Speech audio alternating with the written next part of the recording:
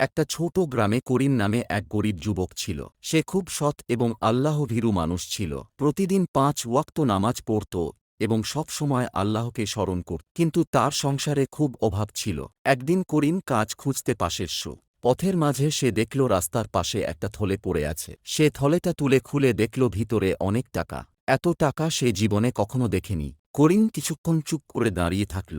তার মনে হল, এই টাকা দিয়ে তো আমার সব কষ্ট দূর হয়ে যাবে। কিন্তু সাথে সাথেই তার মনে আরেকটা কথা আসল, আল্লাহ সব দেখছেন। এটা আমার টাকা না। সে টাকা নিয়ে গ্রামের বাজারে গেল এবং লোকজনকে জিজ্ঞেস করতে লাগল, কারো কি টাকা হারিয়েছে? এক বৃদ্ধ লোক দৌড়ে এসে বলল, বাবা, আমার মেয়ের চিকিৎসার জন্য টাকা ছিল। আমি অসাবধানতাবশত ফেলে দিয়েছি। করিম বুঝতে পারল এটাই সেই টাকা। সে এক মুহূর্ত দেরি না করে থলেটা বৃদ্ধের হাতে তুলে দিল। বৃদ্ধ লোকটি খুব খুশি হয়ে বলল, বাবা, তুমি চাইলে এই টাকা রেখে দিতে পারতে, কিন্তু তুমি সৎ মানুষ।